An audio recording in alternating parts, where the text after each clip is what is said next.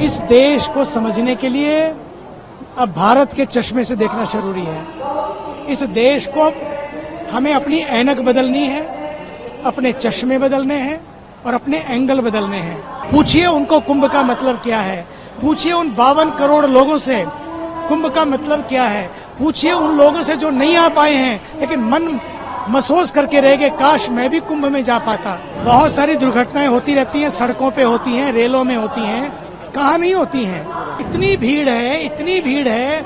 आप इस देश की आस्था को देखिए, भीड़ के बावजूद भी कितना भाव है। लोग आना चाहते हैं, डुबकी लगाना चाहते हैं। ये बात केवल डुबकी की नहीं है, ये बात उस देश के 145-46 करोड़ लोगों की उस आस्था से जुड़ने की है। जिस दिन हम एकजुटता ले आएंगे, आस्था ले आएंगे, इसी श्रद्धा के भाव को जगाएंगे, सच मानिए फिर कहीं भगदड़ भी नहीं होगी। इस देश को समझने के लिए अब भारत के चश्मे से देखना जरूरी है। इस देश को हमें अपनी ऐनक बदलनी है, अपने चश्मे बदलने हैं और अपने एंगल बदलने हैं। तब हमें समझ में आएगा कि कुंभ है क्या। कुंभ वो है जो करोड़ों करोड़ों लोग चले आ रहे हैं, जो नहा गए वो वापिस आ रहे हैं। उनको लगता है कि अभी भी मन भरा नहीं है, यहाँ आकर कितना अच्छा लग रहा है। हमारे यहाँ तो पूरे विश्व से लोग आ रहे हैं और जो जा रहा है वो वापिस आने का मन कर रहा है। इसका मतलब क्या होता है? पूछिए उनको कुंभ का मतलब क्या है, पूछिए उन 52 करोड़ लोगों से कुंभ का मतलब क्या है, पूछिए उन लोगों से जो नहीं आ पाए हैं लेकिन मन महसूस करके रह गए, काश मैं भी कुंभ में जा पाता। इसलिए मुझे लगता है बात मतलब की नहीं है।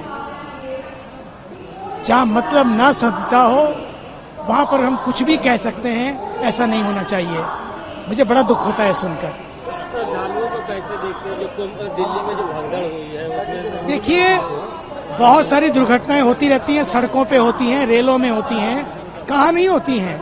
लेकिन जब बात कुंभ की आती है, कोई बात हो जाती है तो हम उसको जोड़ने लगते हैं, दोषारोपण करने लगते हैं। तो हाँ, इतनी भीड़ है, इतनी भीड़ है।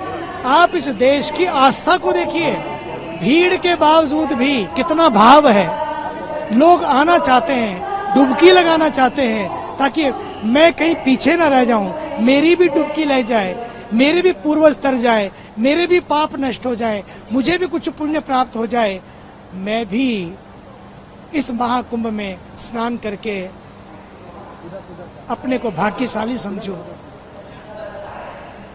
अपने को पुण्यशाली समझूं। और सच तो ये है, ये केवल बात स्नान की नहीं है, ये बात केवल डुबकी की नहीं है, ये बात उस देश के 145-46 करोड़ लोगों की उस आस्था से जुड़ने की है। जिस दिन हम एकजुटता ले आएंगे, आस्था ले आएंगे, इसी श्रद्धा के भाव को जगाएंगे, सच मानिए फिर कहीं भगदड़ भी नहीं होगी। भीड़ तो होगी लेकिन भाव से भरी भीड़ होगी। इसलिए भगदड़ ना हो, इसके लिए हम नियमों का पालन करें। प्रशासन ने जो नियम बनाए उसका पालन करें तो सारा काम बन जाएगा।